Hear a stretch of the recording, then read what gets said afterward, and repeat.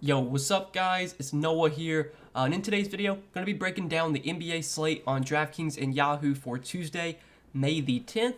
We got a two-game slate for Tuesday. We're going to talk through each one of these two games. We got Philadelphia and Miami, Game 5 of that series, and we got Game 5 of Dallas and Phoenix.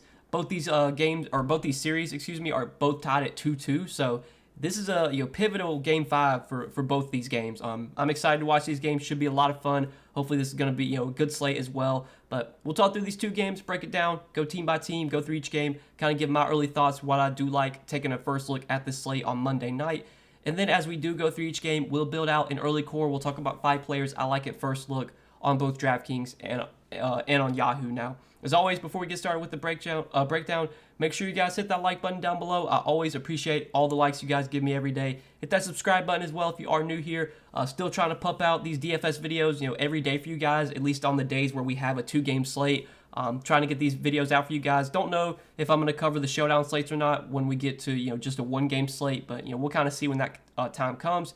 But I appreciate all you guys supporting the DFS videos throughout the playoffs, during the regular season as well. Hit that subscribe button if you haven't yet. Also, if you are new here, you can check out the sponsor of the video, PrizePicks. So PrizePicks is a player prop based DFS site. Very simple. You're just picking the over or the under on players' projections. A little bit different than your normal DFS site, than DraftKings, FanDuel, Yahoo. You're not necessarily building out a lineup and competing against other players, other lineups. You're just competing against their projections. So they have projections, player props posted right now for all the games on Tuesday.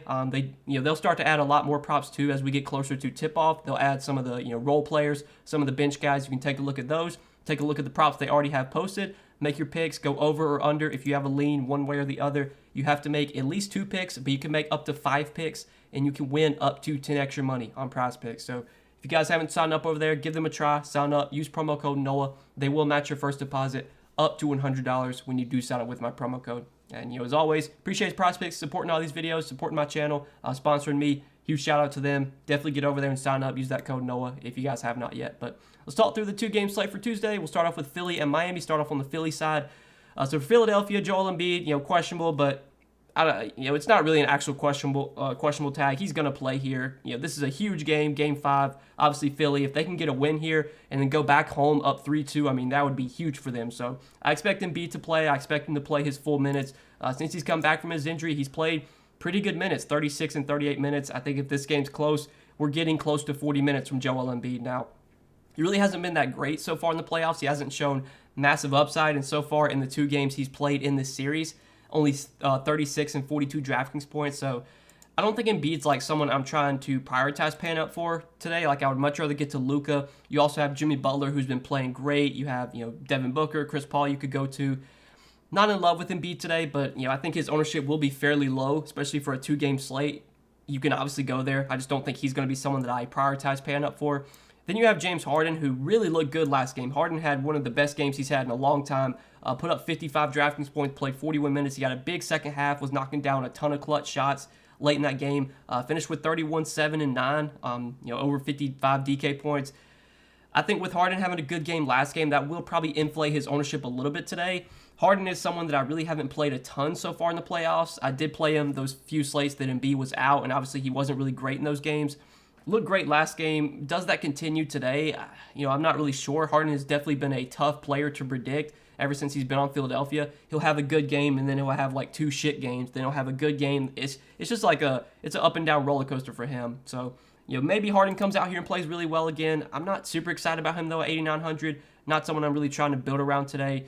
And then you have Tobias Harris and Tyrese Maxey, who even with Joel Embiid back, I still think these guys are pretty solid mid-range plays. You're going to get like 40 minutes from both Harris and Maxey now. Obviously, their ceilings are not as high with Embiid back. Obviously, Embiid's a very high usage player, so him being on the floor is just going to take away usage from everyone.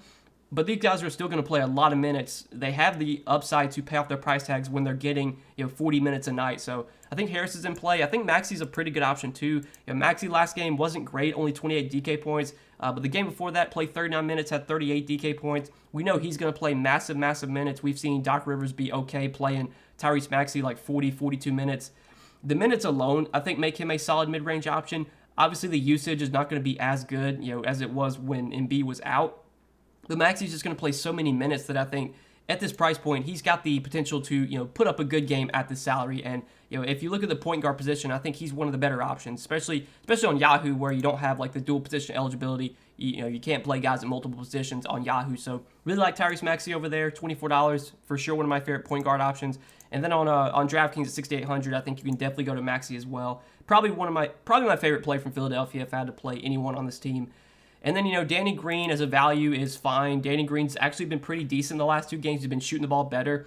Still never get excited about Danny Green just because he's a very low usage player. He's not a guy that really has much upside. In order for him to have a big game, he's going to have to shoot like 7 for 9 from 3 like he did in game 3 of this series. Could that happen today? I mean, it's possible, but not really that excited about Danny Green. There's really no one else on Philadelphia I'm considering. So let's go ahead and move on to the other side of this game and talk about Miami. So with Miami, I mean, they got half their team listed as questionable once again. I think really the only question mark is Kyle Lowry, So Kyle Lowry did re-injure his hamstring last game. He seemed to be a little bit hobbled by it. And we know this hamstring, kept him out for a good amount of time. It kept him out for a few games. So I think Lowry is actually truly questionable today. Reading the player blurb and reading the reports, it seems like he's going to try and do everything he can. Like he wants to do everything he can to be out there. He's just going to try and play through it. Obviously, if Lowry does play today, is he going to be 100%? We don't really know. But that is an actual question mark that we will need to monitor. The rest of these guys, Hero, Strus, Tucker, Vincent, I think all of them they're all going to play. Dwayne Dedmon will be one to monitor because he was a late scratch last game and he is questionable, so maybe he doesn't play. But I don't think that really impacts much at all. I mean, if Dwayne Dedmon doesn't play, you're probably just going to see PJ Tucker get some minutes at center. They didn't even play Yurt 7 last game. They actually played Markieff Morris a little bit. But yeah, I don't think that one matters too much. Lowry though, that's a question mark we'll definitely have to monitor. But at the top, you got Jimmy Butler for 9,500, and I've been saying it so far. Pretty much every video I've been making, when the Heat are on the slate, Jimmy Butler's just been a tough guy to fade in the playoffs. He's been great. He's been putting up huge games every night. He's been playing huge minutes. His usage has been great. He's been taking a ton of shots. The price tag is really starting to get up there. He is 9,500 now. He's starting to get up there with guys like Luka and Embiid, but I think he's got just as much upside as those guys. I mean, we saw him go for 61 DraftKings points last game. He's put up at least 50 DK points now in 6 out of his last 7 games. Yeah, 6 out of his last 7 games. Jimmy Butler has put up at least 50 DraftKings points. He's just been crushing on another level right now, playing huge minutes every night. I don't mind paying the $9,500 salary for him. I still think he's a really strong pay-up option. And then Bam Adebayo, I like quite a bit at his price tag, $7,200. In my opinion, that's way too cheap for Bam. I know Bam has kind of struggled these last 2 games since Embiid came back. We saw Bam really dominate those first 2 games of the series when Embiid was out. Since Embiid's come back, obviously Philly's defense has gotten better. Bam has struggled a little bit, but he looked better last game. He did have 35 DK points in 33 minutes. Did get into some foul trouble. He did lose a few minutes because of foul trouble. I think if he wasn't in foul trouble, he probably would have played like 36, 38 minutes. And if Dwayne Dedmon gets ruled out again, I think that is a slight boost for Bam. I think it just secures Bam's minutes even more. I think his minute ceiling is a little bit higher. I think it's a lot more likely Bam plays 38, 40 minutes without Dedmon than, maybe if Dedmon plays, he gets like 35, 36. So I think it's 7,200. As long as he stays out of foul trouble, we're getting mid to high 30s minutes from Bam. We know Bam is one of these guys that can do everything when he's on the floor, can score, rebound, get assists, can get defensive stats. He should always be an 8K player, in my opinion. Even in the tough matchup against Philly, he shouldn't be 7,200. So I do like Bam quite a bit at this salary. I think he's for sure one of the best center plays. And then on Yahoo, $29 over there. He's by far one of my favorite center plays on Yahoo today. And then Tyler Hero at 6,300. I mean, he's always just a risky option. He's kind of a streaky guy. When he gets hot, he can put up big games. When he's cold, we'll see him have like really low floor games like he did in game 3 of this series.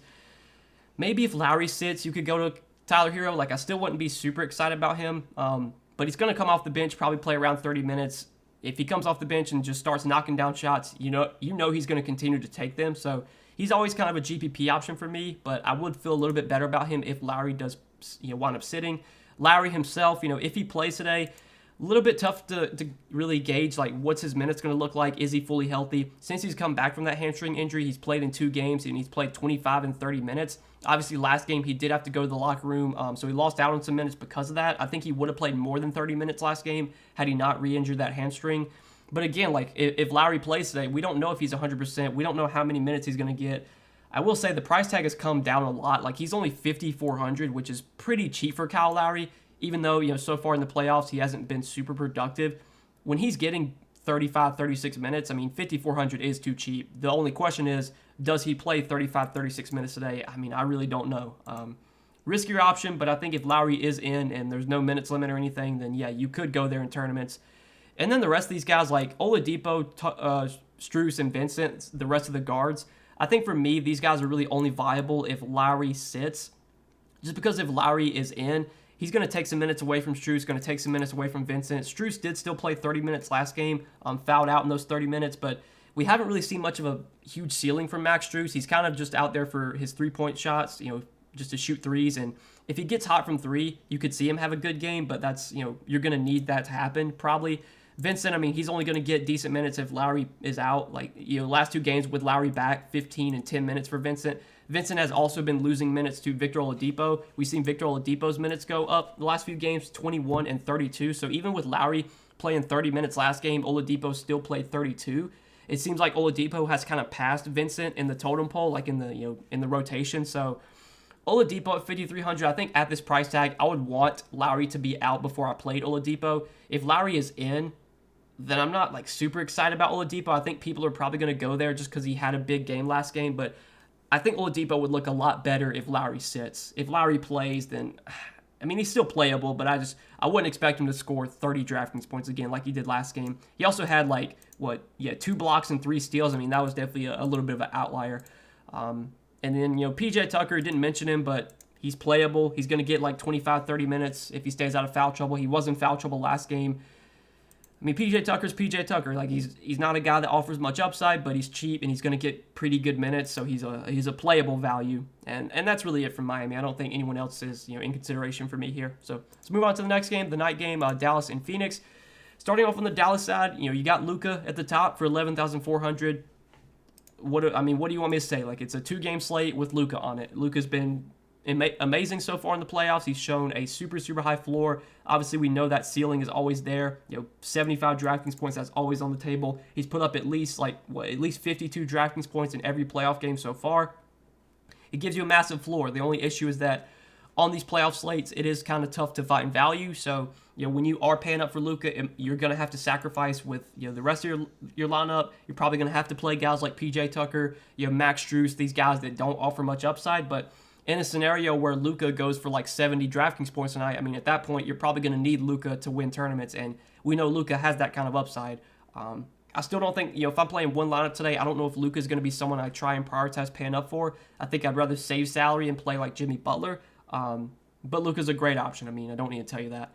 In the mid-range, you got guys like Jalen Brunson, Dorian Finney-Smith, Reggie Bullock. All these guys are viable on a 2-game slate. Jalen Brunson, I did kind of like last slate, and he was okay. He had 28 DraftKings points. He played 38 minutes. In the last 2 games, he has been able to stay out of foul trouble, which is something that he did struggle with in the first 2 games of the series.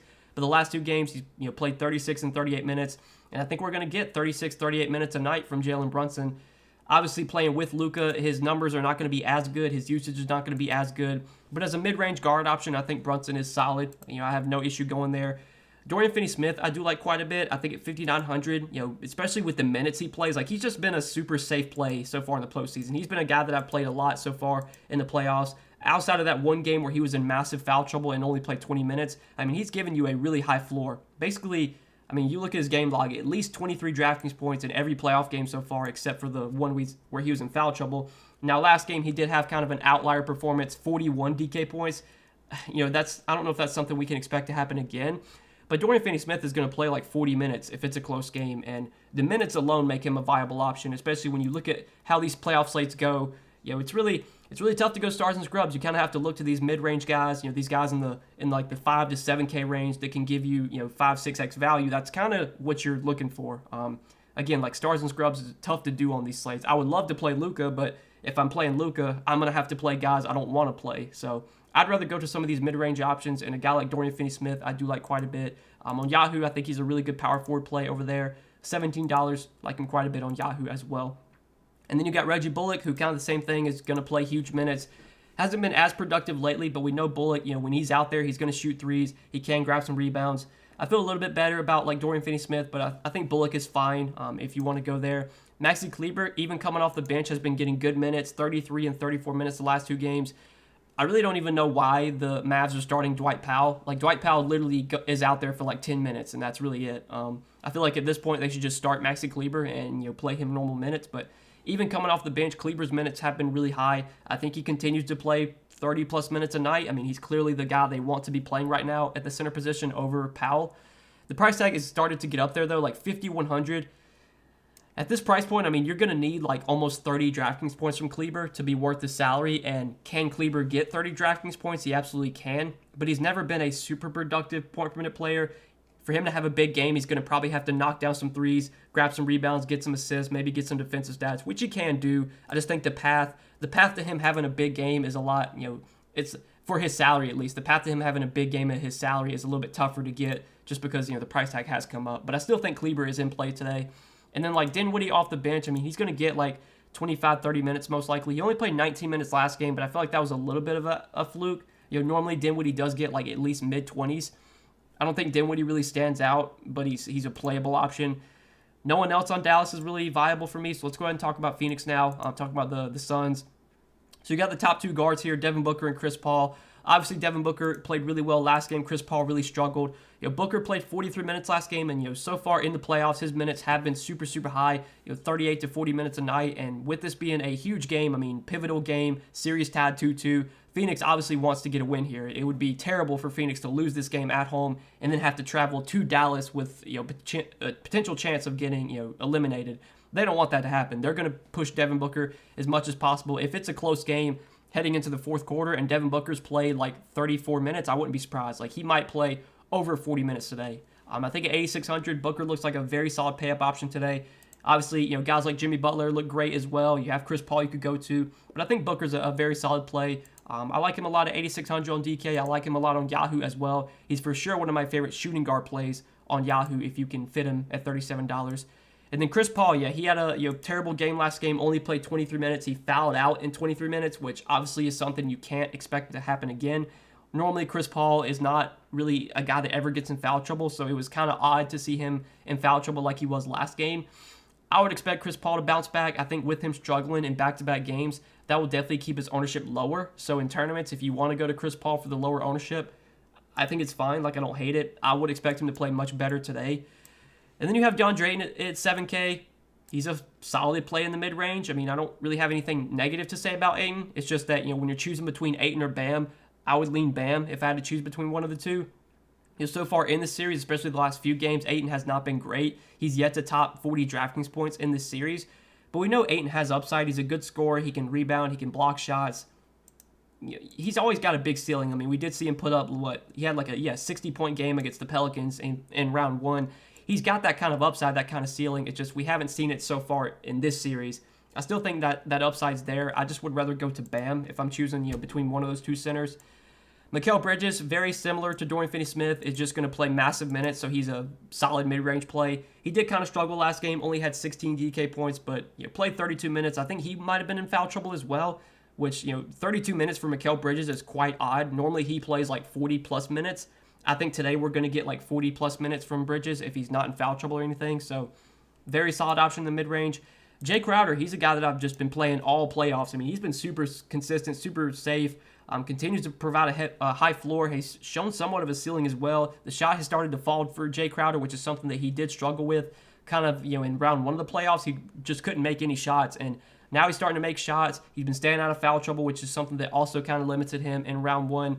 And we've seen Crowder, have some good games. His minutes have been up as well. He's played 36 minutes now in back-to-back games. I don't know if we're going to get 36 minutes again, but I think we at least get like 30, 32. And with how Crowder can score, can hit threes, can grab some rebounds, can get some assists, he can get defensive stats too. I think at 5,500, he's still a pretty solid play. Maybe this is like game log watching, and maybe I'm just kind of riding the hot hand right now. Normally at 5,500, like Jay Crowder would never be a guy that I would consider at the salary. But we're, with these two-game playoff slates, we're kind of limited with the guys that we can actually roster, with the guys that are playable. And even though Crowder's price tag is starting to get up there, I think he's still a pretty solid option in the mid-range. So I do like Jay Crowder today as well. Going to continue to ride that hot hand. I think $16 on Yahoo. He looks like a pretty good play on Yahoo as well. And then if you're looking for some cheap options from Phoenix, you have guys like Cam Johnson, JaVale McGee, Cameron Payne that probably get 15 to 20 minutes, specifically maybe like Payne and Johnson. McGee, he's just going to back up Ayton, so he'll probably play like 10 to 12 minutes. McGee obviously has a lot of good point per minute upside, but the minutes just aren't going to be there. Like, I don't think McGee plays enough minutes to really warrant rostering. In order for McGee to really have a big ceiling game, he's probably going to have to see increased minutes because of like Ayton foul trouble or something. Could Ayton get in foul trouble? I mean, it's possible, but not super excited about McGee. Cameron Payne probably gets like 12 to 15 minutes if I had to guess. He's another guy that can produce when he's on the floor, but just really probably not going to play enough minutes to be someone worth rostering. I think Cam Johnson could be the one guy worth going to. So he's only 3,900. He did play 30 minutes last game, which is a lot more than he had been playing. It's the most he has played so far in this series. Do we get 30 minutes again from Cam Johnson? Like, probably not. I think most games he's going to be like in the mid-20s. But even if we get like 22, 24 minutes at 3,900, we don't really have any good value plays this cheap. So I think if you are looking for a paydown option below 4K, Cam Johnson's probably one of your best bets. Like, I mean, if you have to look at the guys below 4K, like, no one else is really playable down here. So I think 3,900 for Cam Johnson as a punt option, he is definitely viable. I do have some interest in him, but that's really it for Phoenix. I think that's it for this two-game Tuesday slate. So I hope you guys enjoyed this video. I appreciate you watching. As always, hit that like button. If you did enjoy, hit that subscribe button as well. Go check out PrizePicks, the sponsor of this video. Again, you can sign up for PrizePicks and use my promo code NOAH. They will match your first deposit up to $100 when you do sign up with my promo code. And you can see the props that PrizePicks has available already for Tuesday. Take a look at their board, make some picks for yourself. Just pick over or under. I will share a couple of my favorite plays on PrizePicks for today. I'll post a video probably an hour or two after this video goes up. I'll have my PrizePicks video posted. You can check that video out, see a couple of plays that I like. You can tell me if you would like. We've been doing really well with our PrizePicks plays lately. So, yeah, definitely give PrizePicks a try. Sign up and use code NOAH. Get your first deposit matched up to $100. But that's all that I got for this Tuesday slate, guys. Appreciate you watching the video. As always, hope you did enjoy, and we will see you in the next one. Peace.